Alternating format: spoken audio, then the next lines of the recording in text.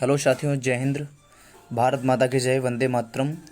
आपका बहुत ही बेहद चैप्टर साइंस का है जो ग्रुप डी के लिए बहुत ही इंपॉर्टेंट है। बहुत अच्छे क्वेश्चन हैं। कुल मिलाकर इसमें 37 क्वेश्चन हैं आपके। तो 37 क्वेश्चन भी बहुत ही इंपॉर्टेंट है, तो वीडियो स्किप मत करना। ग्रुप डी के लिए तो बहुत ही ज़्यादा ज़रूरी है क्लास, ये ग्रुप डी के लिए स्पेशली क्लास है, तो वीडियो को स्किप मत करना, आखिरी तक देखना। आपका पहला क्वेश्चन आ गया कि ध्वनि का वेग अधिकतम होता है जब वायु में या जल में या स्टील में या निर्वात में, तो आपका कौन सा सही है।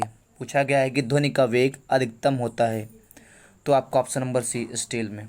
अगला क्वेश्चन, क्वेश्चन नंबर दूसरा कि किस रंग का तरंग दैर्ध्य कम होता है, बैगनी, लाल, हरा या नीला। दूसरे का कौन सा सही है, तो दूसरे का ऑप्शन नंबर ए बैगनी। हम लोग कम समय में ज़्यादा से ज़्यादा क्वेश्चन को अटेंड करेंगे। आपका क्वेश्चन नंबर तीसरा पूछा गया वायु में ध्वनि का वेग स्वतंत्र होता है, वायु में ध्वनि का वेग स्वतंत्र होता है दाब से या घनत्व से या आर्द्रता से या तापमान से। तो तीसरे का ऑप्शन नंबर आपका ए सही, दाब से। तो पूछा गया है वायु में ध्वनि का वेग स्वतंत्र होता है दाब से। अगला क्वेश्चन बहुत ही important, very very important question है, वेरी वेरी इंपॉर्टेंट क्वेश्चन है। इसमें पूछा गया कि प्राथमिक रंग कहा जाता है पीला, हरा या लाल नीला को, या लाल हरा नीला को, या नीला लाल बैगनी को, या इनमें से कोई नहीं। कौन सा सही है। क्वेश्चन नंबर चौथे का कौन सा सही है, तो क्वेश्चन नंबर चौथे का प्राथमिक रंग कहा जाता है तो लाल को कहा जाता है, हरा को, नीला को। तो ऑप्शन नंबर बी सही, लाल हरा नीला। इसको रट लो, दिमाग में बिल्कुल बैठा लो कि प्राथमिक रंग किसको कहा जाता है, लाल हरा नीला को। अगला क्वेश्चन, कम से कम 2-3 बार वीडियो को देखना। परमाणु की प्रभावी त्रिज्या होती है। तुम लोग क्या करना, आप लोग ये करना कि इन क्वेश्चनों का स्क्रीनशॉट ले लेना, स्क्रीनशॉट लेके अपना सेव कर लेना। उससे फ़ायदा रहेगा, आप कहीं भी जा रहे हो तो आप इसको रिवीजन कर सकते हो। तो ये चलो क्वेश्चन की ओर बढ़ते हैं। लिखा है परमाणु की प्रभावी त्रिज्या होती है, तो पाँचवें का ऑप्शन नंबर आपका बी सही है, 10 की घात 10 मीटर। अगला क्वेश्चन, तंबाकू, क्वेश्चन आपका है तंबाकू में विषैला पदार्थ होता है।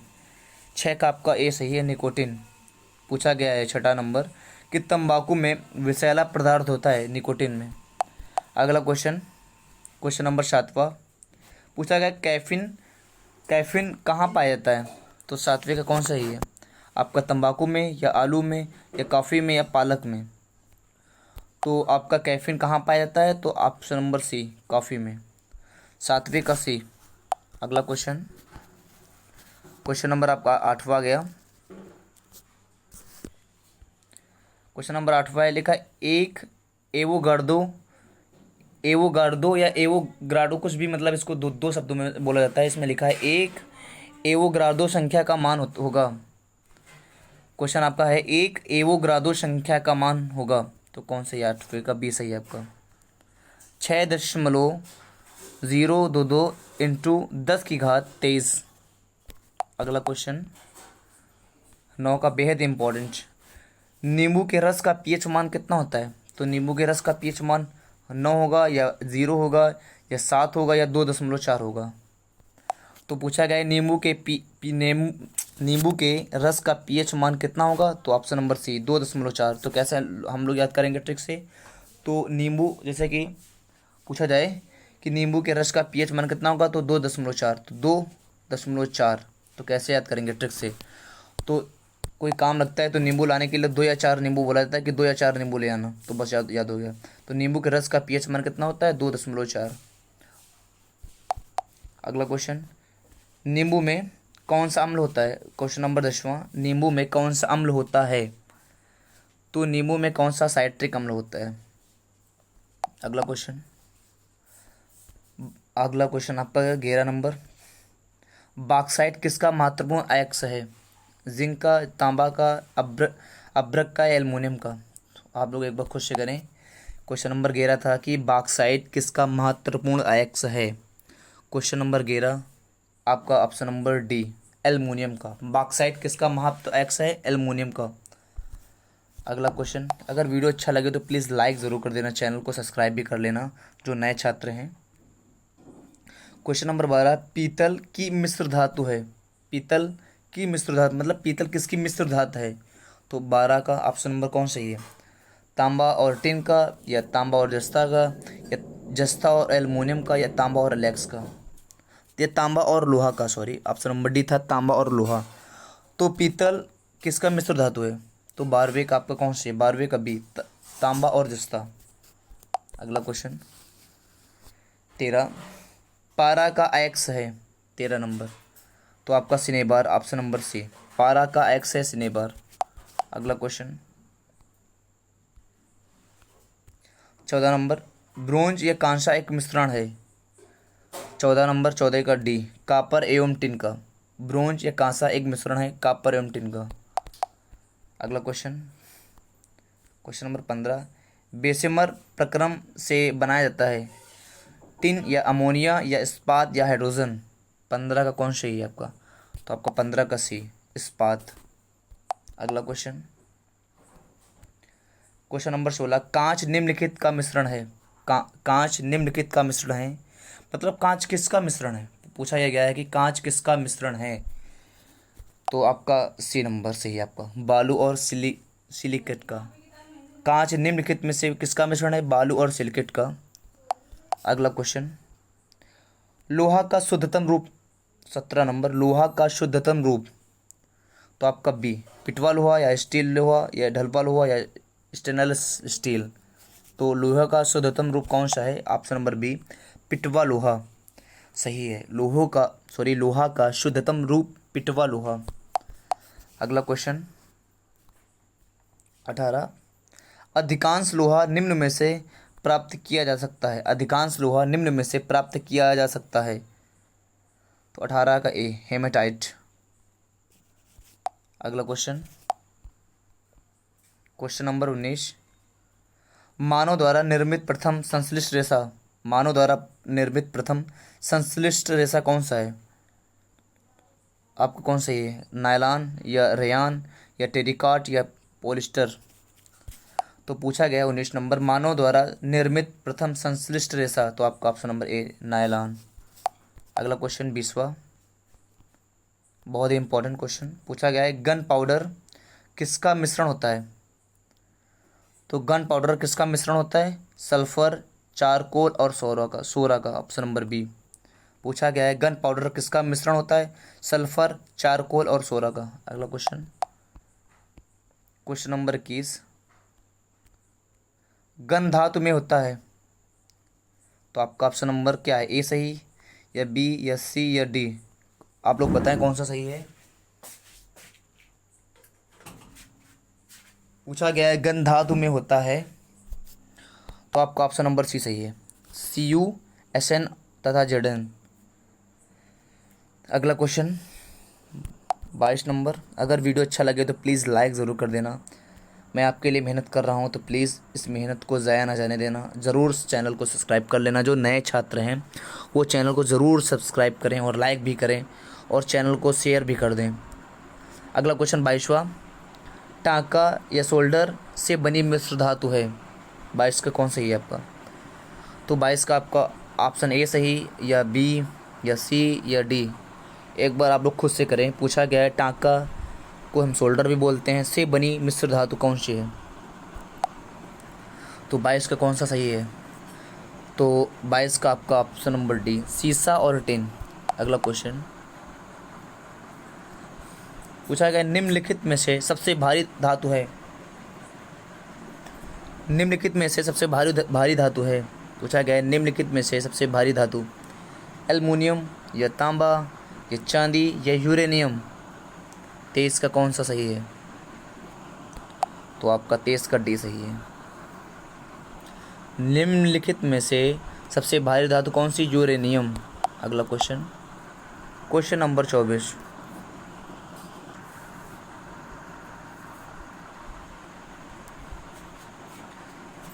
ये पूछा गया है कि पोर्टलैंड सीमेंट के प्रमुख संगठनों में शामिल है। पूछा गया है 24 नंबर क्वेश्चन कि पोर्टलैंड सीमेंट के प्रमुख संगठनों में शामिल है। ऑप्शन ए या बी या सी या डी? एक बार आप लोग खुद से क्वेश्चन करें, फिर मैं आपको बता रहा हूँ कौन सा ऑप्शन सही है। एक बार ट्राई करें खुद से। क्या ऑप्शन आपका सही है, तो मैं चलो बता दे रहा हूँ। एक सेकेंड, मैं आपको बता रहा हूँ क्वेश्चन कौन सा। इसका ऑप्शन नंबर डी सही है। लाइम, सिल्का और एल्यूमिना पूछा गया है कि पोर्टलैंड सीमेंट के प्रमुख संगठनों में शामिल है।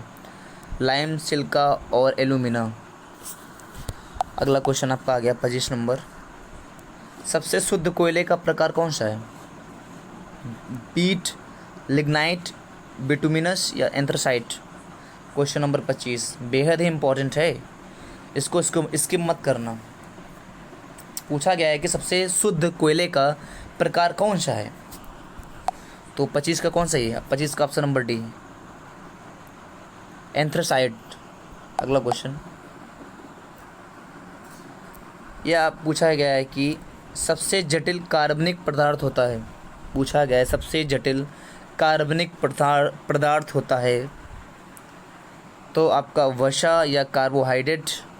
एक सेकेंड थोड़ा सा छोटा कर दूं तो वो भी क्वेश्चन आपका आ जाए, सामने दिख जाए। ये आ गया आपका, देखो क्वेश्चन नंबर आपका 26 था। सबसे जटिल कार्बनिक पदार्थ होता है, वो आपको वसा या कार्बोहाइड्रेट या प्रोटीन या इनमें से कोई नहीं। तो 24 का कौन सही है? मैं आपको बता रहा हूँ, सॉरी 26 का ऑप्शन नंबर सी, प्रोटीन। पूछा गया सबसे जटिल कार्बनिक पदार्थ होता है प्रोटीन। अगला क्वेश्चन आ गया आपका क्वेश्चन नंबर 27। क्वेश्चन नंबर आपका 27 है, पायरेक्स कांच मुख्यतः। एक सेकेंड थोड़ा सा हल्का सा ऊपर कर दूं। क्वेश्चन नंबर 27, पायरेक्स कांच मुख्यतः साधारण कांच, ऊष्मा प्रतिरोधी कांच, ऊष्मा अवशोषक कांच या इनमें से कोई नहीं। 27 का कौन सही है आपका?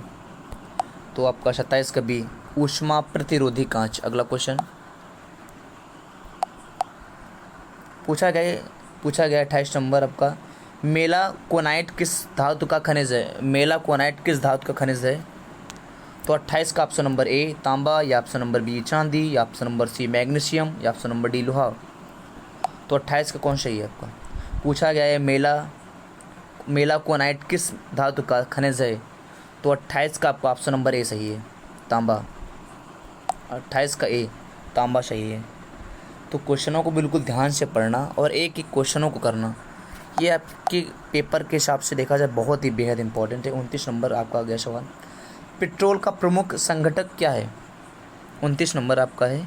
पूछा गया है कि पेट्रोल का प्रमुख संघटक क्या है, तो 29 का ऑप्शन नंबर बी सही, ऑक्टेन। पेट्रोल का प्रमुख संघटक क्या है? ऑक्टेन। अगला क्वेश्चन 30 आपका, गौ दूध में मतलब गौ के दूध में पीलेपन का कारण क्या है? ए ऑप्शन, या बी, या सी, या डी। गांव वाले बच्चे तो बता देंगे ना, शहर वाले भी बता सकते हैं क्वेश्चन, क्योंकि दूध जो है ना सबके प्रयोग के लिए आता है। सबके दिनचर्या में आपका दूध ही बहुत इंपॉर्टेंट है। चाय वगैरह से बनती है, काफ़ी ऐसी चीज़ें होती हैं जो दूध से बनती हैं। तो दूध, इसके बारे में आप लोग तो बता देंगे ना कि इसका क्या सही है। पूछा गया है कि गौ के दूध में पीलेपन का कारण क्या है, तो आप मैं बता रहा हूँ ऑप्शन नंबर सी, कैरोटीन। अगला क्वेश्चन 31 नंबर, पेट्रोलियम में डैश इसमें भरा जाएगा का जटिल मिश्रण होता है। छोटा सा क्वेश्चन कर दूँ थोड़ा सा, आ गया 31 नंबर, बताओ आप लोग क्या है। पूछा गया है पेट्रोलियम में क्या इसमें भरना है खाने में का जटिल मिश्रण होता है, तो आपका ऑप्शन ए, प्रोपेन और ब्यूटेन। क्या ऑप्शन नंबर ए, प्रोपेन और ब्यूटेन। पेट्रोलियम में प्रोपेन और ब्यूटेन का जटिल मिश्रण होता है। आप इसको याद कर लीजिए, बहुत ही इंपॉर्टेंट। देखो जीवन में, देखो आप लोग गाड़ी में पेट्रोल डलाते हैं ना, तो बस वही पेट्रोलियम में क्या मिलाया जाता है? प्रोपेन, पी से प्रोपेन प्लस ब्यूटेन, पीबी मिलाया जाता है। बस याद कर लो, पेट्रोलियम में क्या मिलाया जाता है? पीबी। पेट्रोलियम में क्या मिलाया जाता है? तो पीबी, प्रोपेन और ब्यूटेन। अगला क्वेश्चन, एसिड बदलता है, एसिड को अम्ल बोलते हैं, बदलता है किस में? 32 का कौन सही है आपका? तो 32 का ऑप्शन ए, नीला लिटमस को लाल में। जो एसिड जो है नीला लिटमस से लाल में बदल जाता है।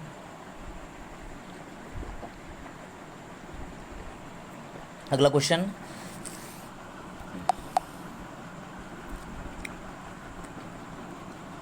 क्वेश्चन नंबर आपका आ गया 33।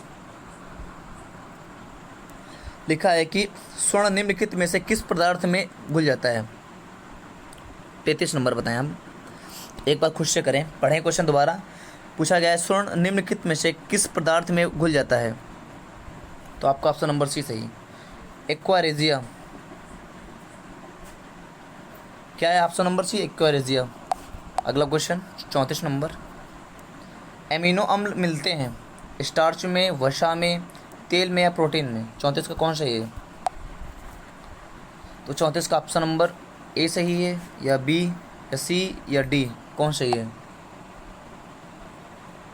तो 34 का ऑप्शन नंबर डी, प्रोटीन में। पूछा गया है एमिनो अम्ल मिलते हैं तो प्रोटीन में। अगला क्वेश्चन 35 नंबर, एपीकल्चर किससे संबंधित है।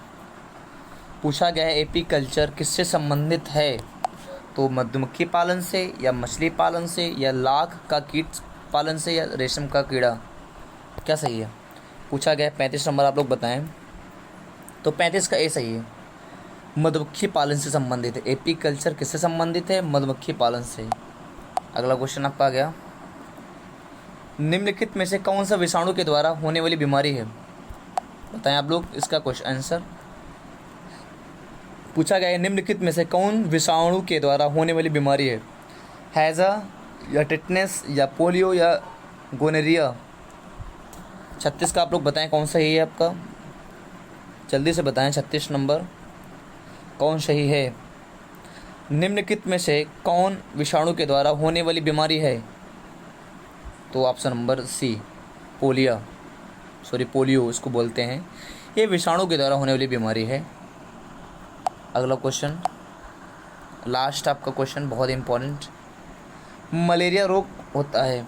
37 नंबर, पूछा गया है मलेरिया रोग होता है मादा एनाफिलीज द्वारा, या नर एनाफिलीज द्वारा, या एड्स एजिप्टी द्वारा, या केलुकस द्वारा। लास्ट में इसको केलुकस लिखा है तो थोड़ा कट गया है, कोई बात नहीं। आपका ऑप्शन नंबर क्या सही है आप बताएं। 37 का कौन सही ऑप्शन नंबर, तो मैं बता रहा हूँ 37 का ऑप्शन नंबर ए सही है, मादा एनाफिलीज द्वारा। पूछा गया है कि मलेरिया रोग होता है तो मादा एनाफिलीज द्वारा। अगर वीडियो अच्छा लगे तो प्लीज़ लाइक कर देना और चैनल को सब्सक्राइब कर लेना। जो नए छात्र हैं वो ज़रूर चैनल को सब्सक्राइब करें। आज मैंने परसेंटेज का एक अहम टॉपिक, छोटा सा एक क्वेश्चन बताया, टीज़र आपको दिखाया है, मैं किस तरह मैथ पढ़ाता हूँ वो मैंने आपको बताया, तो देखना वो वीडियो ज़रूर देखना। मैं लिंक डाल दूँगा डिस्क्रिप्शन बॉक्स में, तो ज़रूर इस वीडियो को देखना। जय हिंद, भारत माता की जय, वंदे मातरम।